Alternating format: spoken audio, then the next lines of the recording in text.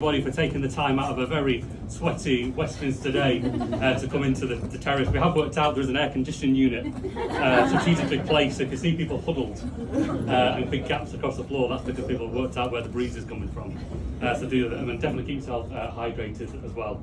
Listen, I've been in this DEFRA post since November, following the reshuffle. I did transport previously, and I have been absolutely inspired by our farmers, by our producers, by our manufacturers.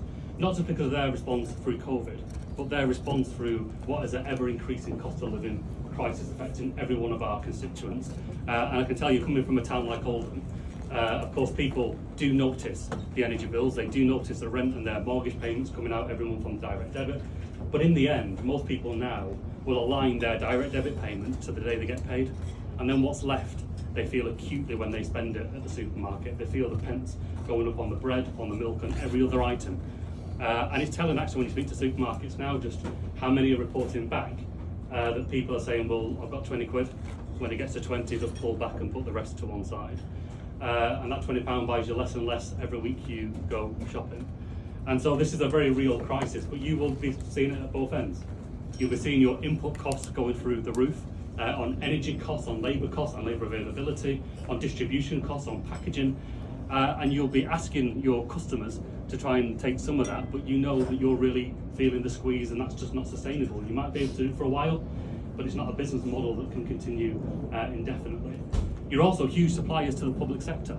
So for the work that you do with the NHS, with our schools, with our care homes, and right across local government, you know, you are really not trying to pass that cost on because you know that everyone is feeling the squeeze. But again, that is only sustainable for so long.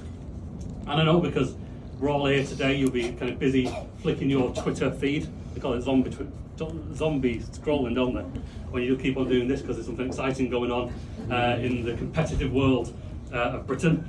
And that is, of course, the novice goat handler competition that's taking place in Harrogate at the Great Yorkshire Show. I don't know who the winner is yet, but I'm going to keep on scrolling until I find out who it is. And hopefully when I head over to Harrogate tomorrow, I'll get to see them.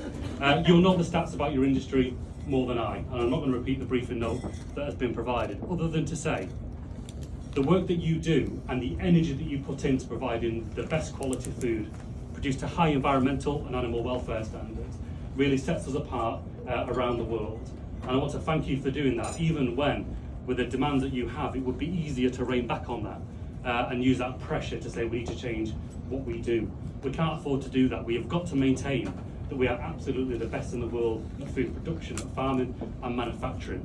And that's a quality badge seal that you have. You need a government on your side. And I can say from a Labour Party point of view, we are ambitious for Britain, we are ambitious for our regions, and we are ambitious for working class people. And what we want to see is a climate crisis really embraced to say that we can meet our obligations for the planet, while also repatriating those decent working class, well-paid, secure jobs in every one of our regions to really level up our UK economy. And you are absolutely central to that. So let's work together in partnership. We'll get through the crisis and we'll make Britain